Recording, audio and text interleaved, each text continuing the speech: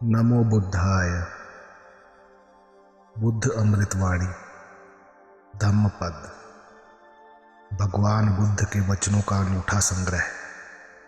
इसे मानवता की दीर्घदर्शिका गाइड टू द ह्यूमैनिटी कहा जाए तो अतिशयोक्ति नहीं होगी।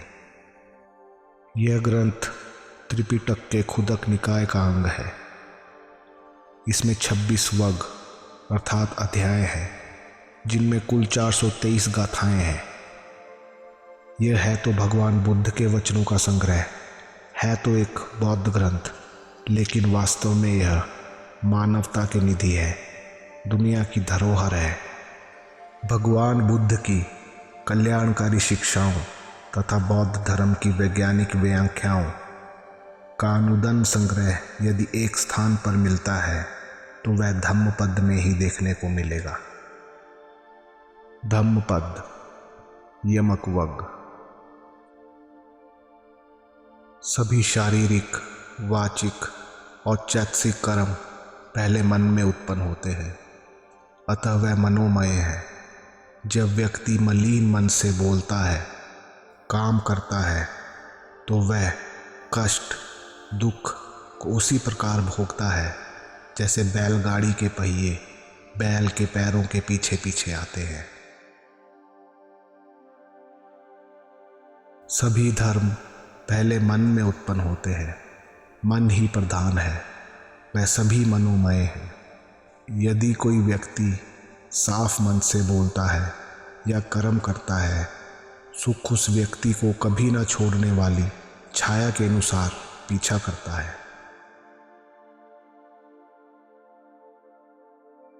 मुझे गाली दी, मुझे हरा दिया, मुझे लूट लिया, ऐसी बातें जो सोचते रहते हैं, मन में बांधे रखते हैं, उनका वैर कभी शांत नहीं होता।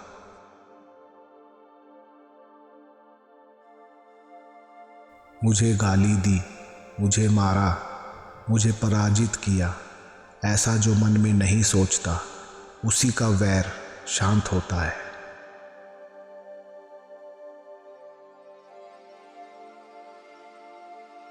वैर से वैर कभी शांत नहीं होता, अवैर से वैर शांत होता है। यही संसार का नियम है, सनातन धर्म है।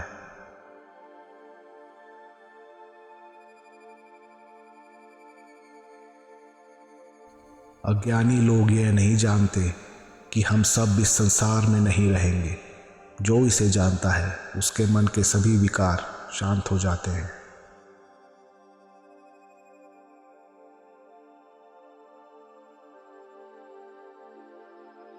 जो अच्छा ही अच्छा देखते फिरते रहता है, इंद्रियों में संयम नहीं रखता, जिसे भोजन की मात्रा का ज्ञान नहीं, जो आलसी हो, प्रयत्न विहीन हो, उसे मार अर्थात बुरी प्रवृत्ति वैसे ही पीड़ित करता है जैसे दुर्बल वृक्ष को हवा।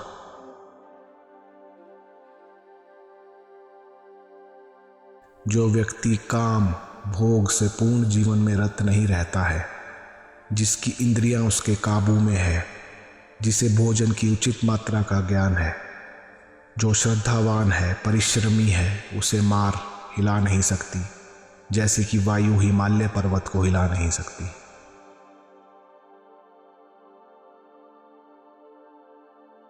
जो व्यक्ति राग, द्वेष आदि मलों को छोड़े बिना काषाण वस्त्र अर्थात भिक्षु के वस्त्र को ग्रहण करता है और सत्य तथा संयम से रहित है, उसे यह अधिकार नहीं है कि वह काषाण वस्त्र को ग्रहण करे या पहने।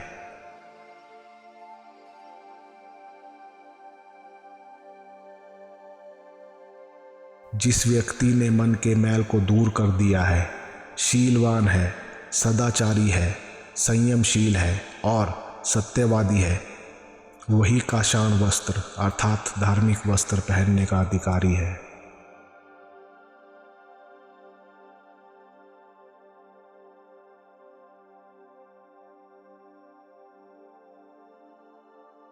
सार रहित को सारवान मानकर, सार सहित को असार वस्तु समझकर झूठे मिथ्या संकल्पों में जो व्यक्ति संलग्न होता है, वह कभी सार अर्थात परम पद वस्तु को प्राप्त नहीं कर सकता।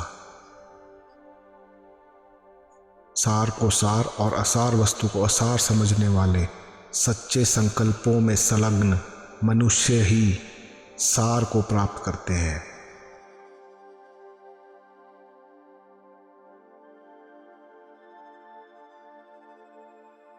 यदि घर की छत ठीक ना हो, उसमें वर्षा का पानी आसानी से प्रवेश कर जाएगा। उसी प्रकार यदि व्यक्ति अपने मन के संयमों का अभ्यास नहीं करेगा तो मन में राग आसानी से प्रवेश करेगा।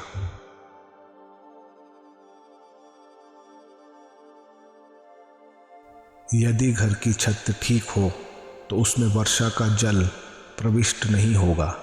उसी प्रकार यदि संयम का अभ्यास करेंगे तो मन में राग आदि दोष प्रवेश नहीं हो पाएंगे। पापी मनुष्य इस लोक में शोक करता है, मरकर परलोक में भी शोक करता है। अपने किए कुकर्मों को देखकर शोक करता है और पीड़ित होता है।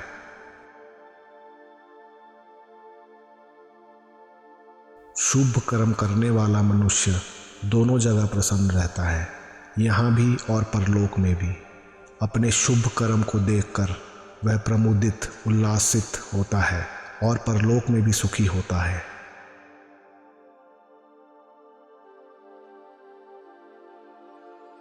पापी व्यक्ति इस लोक और परलोक दोनों जगह संताप करता है।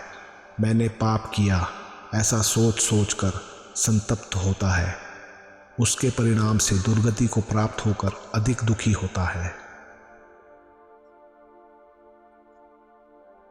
कुशल कर्म करने वाला दोनों जगह आनंदित होता है। वह मैंने कुशल कर्म किया यह सोचकर आनंदित होता है। पुनः परलोक में भी सुगति को प्राप्त कर और भी आनंदित होता है।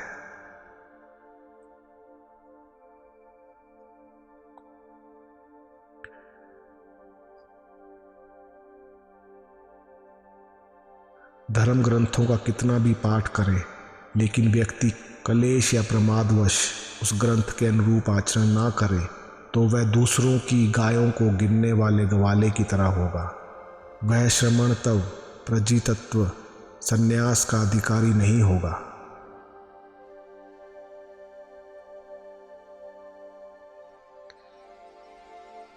धर्म ग्रंथों का चाहे थोड़ा ही पाठ करने वाला हो, किंतु वह राग, द्वेष और मोह आदि से सचेत हो, दूर रहे, वह धर्मचारी कहलाएगा।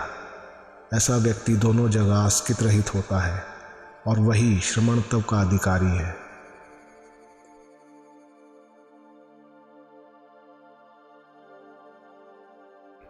देखने के लिए धन्यवाद। This is Buddha minds stories. प्रार्थना करता हूँ आप सभी खुश रहे। चैनल को सब्सक्राइब और वीडियो को लाइक करें। धन्यवाद।